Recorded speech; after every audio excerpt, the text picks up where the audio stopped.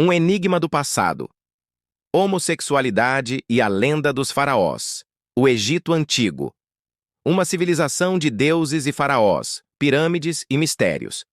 Para muitos, a história é contada através das grandes batalhas e conquistas, das rainhas lendárias e dos tesouros faraônicos.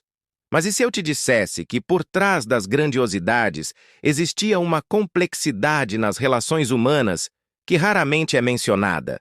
E se a sexualidade, algo tão fixo para nós hoje, fosse vista de uma maneira completamente diferente?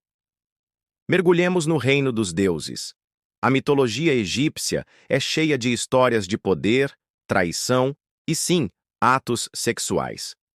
Mas uma em particular se destaca: a contenda entre os deuses Horus e Sete. Nessa história, para tentar subjugar Horus, Sete o agride sexualmente. Horus, em um ato de vingança, engana Sete e o agride de volta. O que essa história nos revela sobre a visão egípcia da sexualidade? Para o Egito Antigo, a questão não era sobre a orientação sexual de uma pessoa, mas sobre o ato em si. O ato de submeter alguém sexualmente era um ato de dominação, de mostrar poder. A pessoa que agia como o penetrado era vista como a parte perdedora. Por isso, a história de Horus e Sete não é sobre homossexualidade, mas sobre poder e hierarquia. Agora, vamos deixar a mitologia e ir para a história real. No túmulo de Niankhkhnum e Khnumhotep, dois homens que viveram na Quinta Dinastia, existe uma cena que confundiu os historiadores por décadas. Eles foram retratados em um abraço íntimo, com seus narizes tocando. Essa cena, em particular, era reservada para casais heterossexuais. Quem eram esses homens?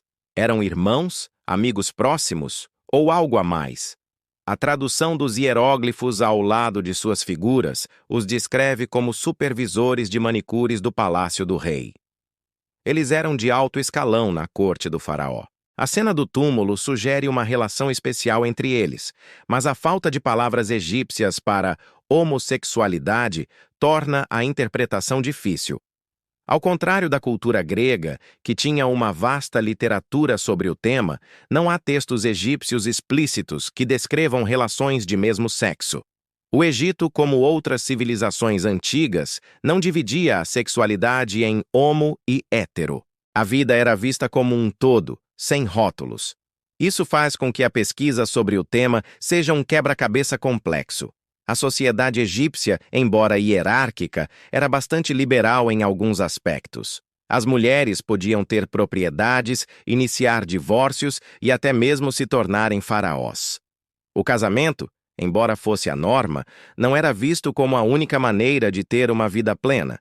Havia a prática de concubinato, e os textos mostram que o desejo sexual era algo normal e não um tabu.